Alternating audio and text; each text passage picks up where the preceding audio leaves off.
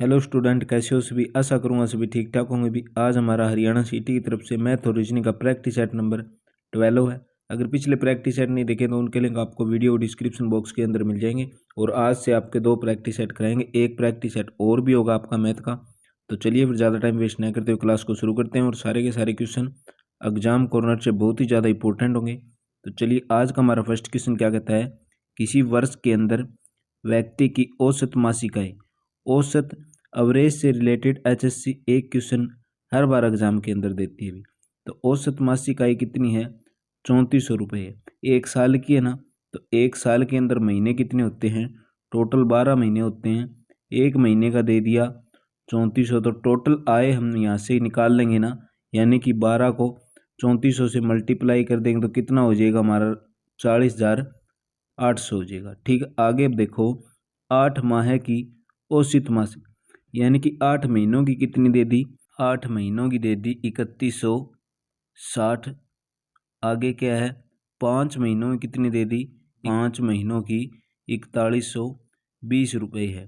पूछ क्या ली, 8वें महीने की पूछ ली। तो 8 को 3160 से गुणा करेंगे। जब गुणा करेंगे तो कितना आ जाएगा हमारा, 25,280। इसी प्रकार 5 को इससे करेंगे तो 500, 5 दूनी 10, 5 एकम 5 एक 6, 5 चौके 20।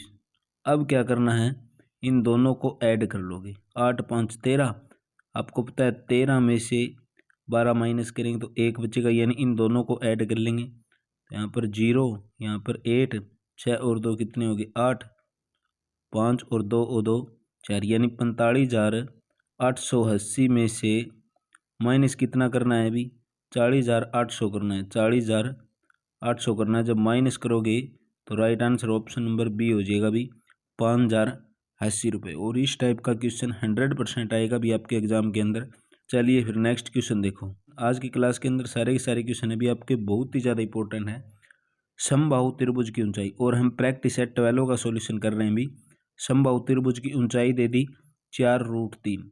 पूछ क्या लिया, परिवृत्त का क्षेत्रफल और अतःवृत्त का क्षेत्रफल का अनुपात पूछ लिया। क्षेत्रफल से पहले भुजा का पता होना चाहिए, यानी कि समबाहु त्रिभुज की ऊंचाई किसके बराबर होती है, यानी कि h किसके बराबर होता है अभी, √3/2 होता है अभी गुणा में भुजा। यानी a को मैंने क्या ले लिया अभी, ये चीज भुजा ले ली। अब देखो h की जगह रख लेंगे हम, यानी कि 4√3 बराबर √3/2 गुणा में a को मैंने साइड ले लिया या भुजा ले ली। अब √3 से √3 कैंसिल, 4 और 2 की मल्टीप्लाई करा लेंगे, यानी कि समबाहु त्रिभुज की भुजा कितनी आएगी मेरी, 4 दूनी 8। अब देखो ये समबाहु त्रिभुज है, इसके अंदर एक भुजा कितनी आ गई हमारी, 8 आ गई। तो सारी की सारी भुजाएं क्या होगी भी, 8 होगी, क्योंकि समबाहु त्रिभुज की सारी भुजाएं बराबर होती है। अब चलते हैं क्वेश्चन की ओर। इसके परिवृत्त की क्षेत्रफल, यानी कि परिवृत्त और अंतःवृत्त का दोनों का क्षेत्रफल निकालना होगा। तो इसके लिए क्षेत्रफल निकालने के लिए हमें त्रिज्या की जरूरत पड़ेगी, यानी कि एक तो बना दिया बाहर, इसको बोल दिया परिवृत्त, और ये ही समबाहु त्रिभुज है, इसकी भुजा को अंदर से छूते हुए ये हो गया हमारा अंतःवृत्त, यानी कि दोनों का सेंटर तो एक ही होगा। निकालना क्या है अभी, इनका क्षेत्रफल का अनुपात निकालना है। यानी कि हमें क्या पता चल गई, ओनली भुजा का पता चल गया हमें। तो परिवृत्त की त्रिज्या हो जाएगी हमारी भी भुजा बटे में 3। तो भुजा कितनी थी हमारी, 8 बटे में √3। इसी प्रकार अंतःवृत्त की बात कर लेंगे। अंतःवृत्त की बात करेंगे तो क्या हो जाएगी भी, भुजा बटे में 2√3, यानी कि 8 बटे में 2√3। यानी ये तो होता है भी भुजा बटे √3, और ये होता है भुजा बटे 2√3। अब देखो ध्यान से, कुछ नहीं करना आपको यहाँ से, यानी πr² तो लगाओगे, यानी कि ये रख लिया मैंने 8√3, और ये भी रख लिया यहाँ पर 8√2√3। ठीक है, दोनों तरफ क्या करना पड़ेगा, r का तो स्क्वायर करना पड़ेगा। तो r हमारी क्या है 8√3, इसका स्क्वायर कर लेंगे यहाँ से, और यहाँ से कर लेंगे इसका स्क्वायर। यानी कहने की बात क्या है, इसको 2 बार लिख लिया। अब देखो 88 यहाँ पर है तो 88 यहाँ पर है, बराबर है तो कैंसिल, √3 यहाँ पर है और √3 यहाँ पर है, यानी कि इस साइड कितना बचा हमारे पास, ओनली 1 बच गया, बराबर ऊपर कितना बचा यहाँ पर 1 बच गया, और नीचे क्या है 2 और 2 4, यानी 2 को 2 से गुणा कराई 4। यानी कि इसके अंदर देखो क्रॉस मल्टीप्लाई करा लेंगे, अनुपात निकालना है हमें, तो यानी कि 4 की 1 के साथ करेंगे कितना होगा 4 अनुपात में, यहाँ पर तो 1 था, 1 की 1 के साथ करेंगे तो 1, यानी कि 4:1 क्या हो जाएगा हमारा राइट आंसर हो जाएगा भी। ऑप्शन नंबर कौन सा हो गया, बी बिल्कुल करेक्ट है। चलिए नेक्स्ट क्वेश्चन देखो भी, नेक्स्ट क्वेश्चन भी वेरी वेरी इंपॉर्टेंट है, सारे के सारे क्वेश्चन एग्जाम कॉर्नर से बहुत ही ज़्यादा इंपॉर्टेंट है भी। नेक्स्ट क्वेश्चन क्या कहता है, यदि किसी वृत्त अर्धवृत्त पूछ लिया और अर्धवृत्त का परिमाप दे दिया या परिधि दे दे, ये चीज़ होती है, यानी कि पूरा का पूरा सर्कल न देकर ये दे दिया भी अर्धवृत्त है, ठीक है, और इसी का परिमाप दे दिया यानी कि पेरीमीटर दे दिया।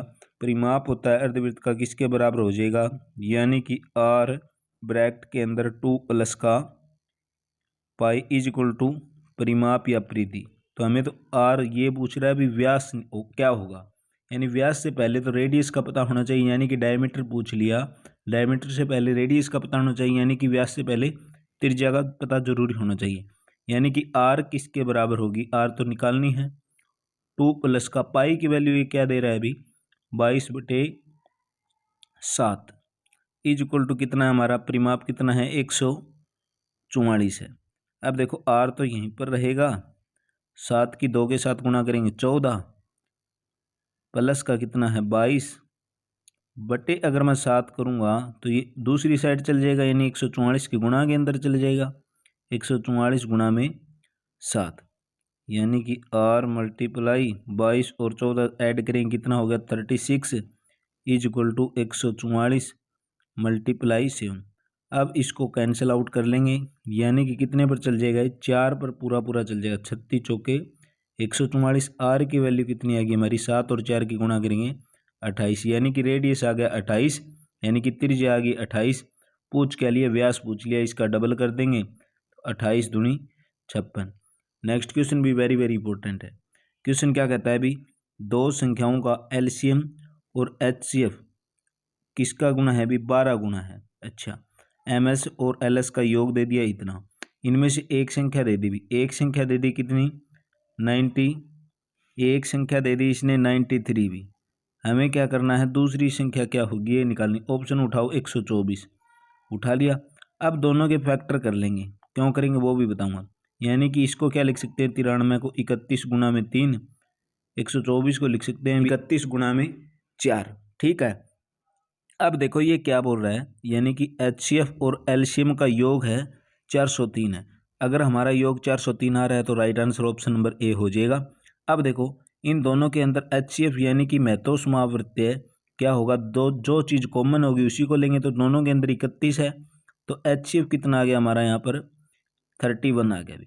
अब निकाल लो एलसीएम, एलसीएम का मतलब क्या हो गया, यानी कि 31 तो कॉमन था ही, जो बच गया उनको गुणा और कर लेंगे, 4 और 3 की गुणा कर लो, यानी कि 12 और 31 की गुणा करेंगे तो 12 एकम 12, 12 3 36, एक कितने हो जाएंगे भी 37 हो जाएंगे। अब देखो क्वेश्चन बड़ा आसान हो गया हमारा, ये बोल रहा है योग कितना दे दिया 403, तो 2 और 1 को ऐड कर लो 3, 7 और 3 कितने हो गए 10, 3 और 1 कितने हो गए 403 आ रहा है, तो 403 यहीं पर आ रहा है, तो आगे जाने की जरूरत ही नहीं पड़ी। यानी कि राइट आंसर कौन सा हो गया भी हमारा ऑप्शन नंबर ए बिल्कुल करेक्ट हो गया। नेक्स्ट क्वेश्चन देखो भी 57 और 58 क्वेश्चन क्या कहते हैं भी, ग्राफ से रिलेटेड है। वर्ष 1971 की तुलना में वर्ष 1981 की जनसंख्या वृद्धि पूछ ली भी, कितनी वृद्धि हुई थी। अब हमें पता है भी, यानी कि 1981 और 1971 का अंतर निकाल लेंगे, यानी यहाँ पर तो हो रही है 68.4 81 के अंदर तो, और 71 के अंदर हो रहा है भी 54.8। इनका क्या निकाल लेंगे डिफरेंस निकाल लेंगे, यानी कि अंतर निकालेंगे, कितना आ जाएगा हमारे पास 13.60 आ जाएगा। और यहीं का क्या कर लेंगे, यही पूछ रहा है ना प्रतिशत, यानी कि 13.60 डिवाइड बाई किससे पूछ रहा है अभी 71 की तुलना में, यानी 71 का उठाएंगे कितना है 54.80, 54.80 मल्टीप्लाई के अंदर क्या करोगे प्रतिशत निकालने के लिए 100 करोगे। जब सारे को इसको कैंसिल आउट करोगे तो हमारे पास क्या बचेगा अभी 24.81 राइट आंसर आ जाएगा, यानी कि 24.8 भी बोल सकते हो। ऑप्शन नंबर ए बिल्कुल करेक्ट हो जाएगा। नेक्स्ट क्वेश्चन, किसी जनगणना के अंदर उसके ठीक पहले वाले जनगणना की तुलना में, यानी ये पूछ रहा है भी किस वर्ष के अंदर प्रतिशत वृद्धि सर्वाधिक थी। तो सबसे ज़्यादा प्रतिशत की वृद्धि करेंगे तो 24.81 होगा। क्यों होगा, क्योंकि अब देखो 27 और 31 के बीच में डिफरेंस कितना है, 4 का है। 31 और 36 के बीच में 5 का है। 36 और 43 के बीच में 7 का है। और 43 और 54 के बीच में 11 का है भी। बट सबसे ज़्यादा 54.86 और 68.40 के बीच में हमारा गैप कितना था, 13.60 का था। तो प्रतिशत किसका ज़्यादा होगा, इसी का होगा। तो 1981 यहाँ पर क्या हो जाएगा अभी हमारा राइट आंसर हो जाएगा। नेक्स्ट क्वेश्चन देखो अभी, एक साइकिल जिसका अंकित मूल्य कितना है, 2000 रुपये। अंकित मूल्य दे दिया 2000 रुपये, उसके बाद में 2 छूट देता है अभी, यानी कि अंकित मूल्य हो गया 2000 रुपये, उसके बाद में 2 छूट देता है, यानी कि 1 पर 20%, तो 80/100 लिख लेंगे भी। 10% दिया तो 100 में से 10 माइनस कर देंगे, 90। आगे क्या बोल रहा है अभी, उसी प्रकार नगद भुगतान के लिए 5% और छूट दे देता है, यानी कि 100 में से 5 और कम कर देंगे, 95। पूछ क्या लिया, साइकिल का विक्रय मूल्य। तो ये हमारा क्या आ जाएगा अभी, विक्रय मूल्य आ जाएगा कैंसिल आउट करने पर। तो 1 2 3 3 जीरो कैंसिल आउट कर दी, उसके बाद में ये 0 से और कैंसिल कर दी, 0 से 0 कैंसिल, 5 19 95, 5 दूनी 10, 2 चौके 8।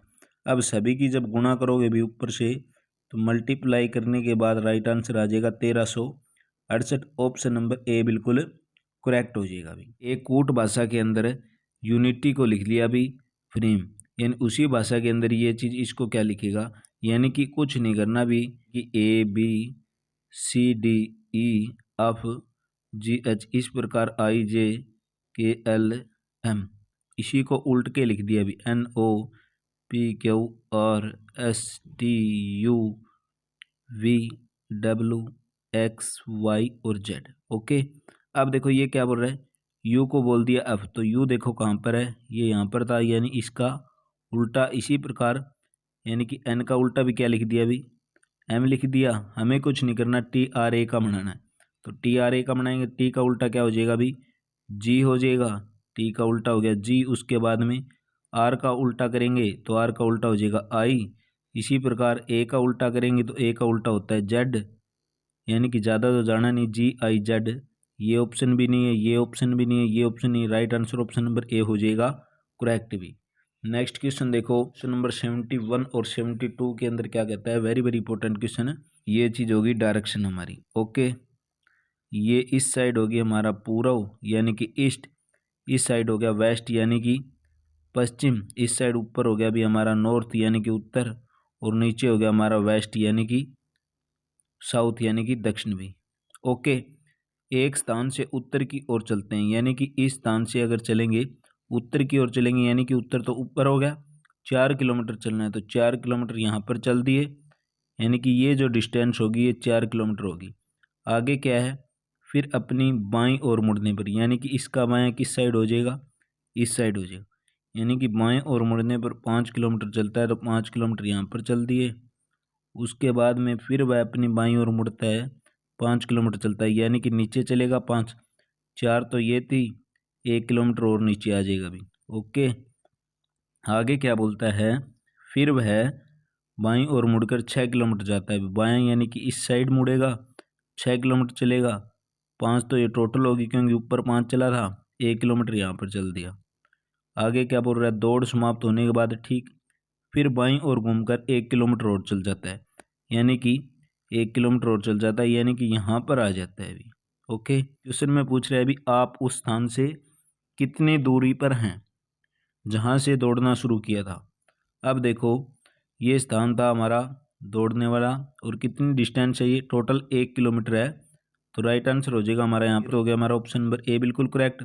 दौड़ समाप्त करते समय आप किस दिशा में जा रहे होंगे, यानी कि ये देखो दिशा कौन सी है, यानी कि डायरेक्शन तो हम ऊपर की ओर जा रहे हैं, तो क्या हो जाएगा हमारा उत्तर राइट आंसर हो जाएगा, यानी कि ऑप्शन नंबर कौन सा राइट हो जाएगा अभी, सी बिल्कुल करेक्ट हो जाएगा। नेक्स्ट क्वेश्चन देखो भी, क्वेश्चन नंबर 85 क्या कहता है, ए और बी किसी कार्य को 20 और 30 दिन के अंदर करते हैं।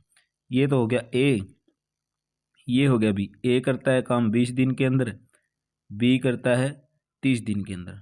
टोटल क्या कहता है, दोनों से निकाल लें पहले तो, इन दोनों का एलसीएम लेंगे, 20 30 60, यहाँ पर ए की इकाई आ गई 3, बी की इकाई कितनी आ गई यहाँ पर 2, 30 दूनी 60, और ए की आ गई भी 3। आगे क्या कहता है, उन्होंने कुछ समय के बाद एक साथ मिलकर काम किया, तत्पश्चात बी कार्य छोड़कर चला गया। ए ने जो बचा हुआ काम है 10 दिन के अंदर कर लिया। अभी ए ने अगर 10 दिन में काम कर लिया, बी से पूछ लिया कितने दिन तक कार्य किया था। अब देखो ए ने अगर 10 दिन तक कार्य किया, ए की इकाई कितनी है, टोटल 3 है, तो 10 दिन में कितना काम कर लेगा अभी ये 30 काम कर लेगा। और टोटल काम कितना था, 60 काम था, तो 60 के अंदर 30 माइनस कर देंगे, कितना बचेगा, 30 काम बचेगा। उसको अकेला बी ही नहीं करेगा बल्कि ए और बी दोनों मिलकर करेंगे। अब देखो ए और बी की इकाई कितनी है, यानी कि ए एक दिन में 3 काम कर सकता है, बी 2 काम कर सकता है, यानी 3 2 5। 30 को जब 5 से डिवाइड करेंगे, 5 छिके 30, यानी कि बी 6 दिन बाद काम छोड़कर चला गया था। ऑप्शन नंबर ए बिल्कुल राइट हो जाएगा। नेक्स्ट क्वेश्चन क्या कहता है 87 क्या कहता है भी, कंप्यूटर, जीरोक्स मशीन और कार्यालय, ये होता है भी एक कार्यालय। इसी के अंदर क्या है, कंप्यूटर है, और इसी के अंदर क्या है भी, जीरोक्स मशीन है। यानी कि ये डायग्राम कहाँ पर है, ऑप्शन नंबर सी बिल्कुल करेक्ट हो जाएगा। भी नेक्स्ट क्वेश्चन देखो, अगर चैनल पर नए हो तो चैनल को सब्सक्राइब करना ना भूलें, क्योंकि इसी चैनल पर आपको हर रोज ऐसे सीईटी के एग्जाम से रिलेटेड महत्वपूर्ण प्रैक्टिस सॉल्यूशन करवाए जाते हैं। नेक्स्ट क्वेश्चन क्या कहता है, कोई धनराशि है अर्धवार्षिक की पूछ ली।